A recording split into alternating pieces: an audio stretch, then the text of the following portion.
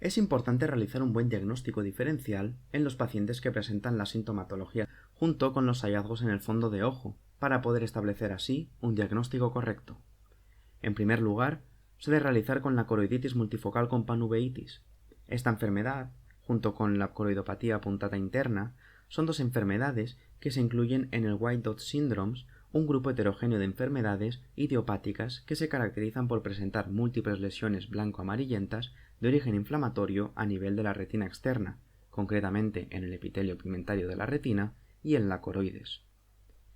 Existe una gran controversia en la literatura en cuanto a si la coroidopatía puntata interna y la coroiditis multifocal son el espectro de una misma enfermedad o corresponden a dos entidades distintas.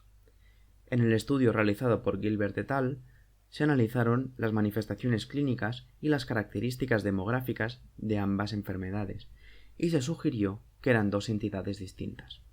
Aún así, muchos autores continúan considerándolas dentro del mismo espectro. La PIC se caracteriza por presentar lesiones en el polo posterior en ausencia de respuesta inflamatoria intraocular. Esto diferencia la PIC de la MCP, que se caracteriza por presentar vitritis con o sin inflamación de la cámara anterior, asociada a las típicas lesiones coroidorretinianas periféricas en el fondo del ojo. Clínicamente, la MCP suele tener un curso crónico y recidivante, con peor pronóstico visual, a diferencia de lo que ocurría con la PIC, que suele ser recurrente con remisiones intermedias. Aunque ambas enfermedades son más comunes en personas miopes, se ha observado que la PIC se asocia a una mayor proporción de pacientes miopes y con un mayor grado de defecto de refracción que en la MCP. Por último, los pacientes con PIC tienen una mayor prevalencia de CNV, presentando sintomatología antes que los pacientes con MCP. Estos, a su vez, pueden presentar otras complicaciones como edema macular, membrana epirretiniana y neuropatía óptica que no suelen observarse en los pacientes con PIC. Por otro lado, la corioretinopatía en Birdshot o imperdigonada es una enfermedad inflamatoria que se caracteriza por presentar múltiples lesiones amarillo pálido localizadas en la periferia o periferia media a nivel del epitelio pigmentario de la retina y la capa coriocapilar. A diferencia de la PIC, el BCR se asocia con vitritis, periflebitis retiniana, fuga vascular, edema del disco óptico, edema macular y está fuertemente asociada con el HLA-A29. Además, los pacientes con BCR presentan más frecuentemente diferentes grados de pérdida y dolor visual. Otro diagnóstico diferencial que nos tenemos que plantear es con el síndrome de la fibrosis subretiniana progresiva y uveitis. Este afecta también predominantemente a mujeres jóvenes miopes y se manifiesta inicialmente con múltiples lesiones pequeñas blanco-amarillentas en el epitelio pigmentario de la retina y coroides en el polo posterior. Se localizan en la periferia media y, progresivamente, van coalesciendo las lesiones hasta formar grandes áreas de fibrosis subretiniana. Esta enfermedad presenta un pronóstico visual significativamente peor que la PIC. El síndrome de la histoplasmosis se caracteriza por presentar la tríada de cicatrices atróficas coroideas en la mácula y periferia media, atrofia peripapilar y membranas neovasculares coroideas en ausencia de inflamación vítrea y de la cámara anterior.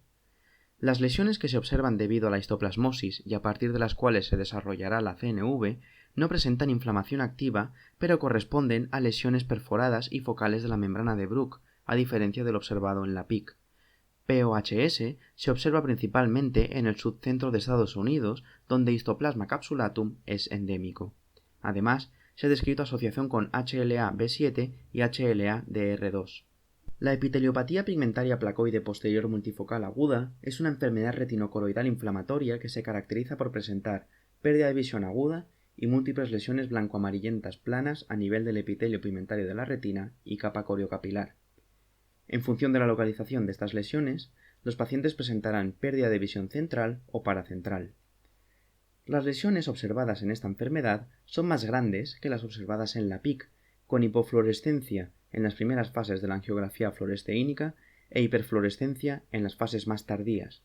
Esta enfermedad se ha asociado a diversas enfermedades como la infección viral sistémica, los trastornos cerebrales transitorios, la vasculitis cerebral o la nefritis, entre otras. La coroidopatía serpingosa es una corioretinopatía inflamatoria que se caracteriza por lesiones gris-amarillentas que en algunas ocasiones evolucionan a áreas geográficas de atrofia corioretinianas en ambos ojos. Generalmente Las lesiones se producen en la región peripapilar y posteriormente se diseminan siguiendo un patrón helicoidal a lo largo de las arcadas vasculares mayores hacia la mácula y la retina medioperiférica. Estas lesiones son mucho más grandes que las observadas en la PIC.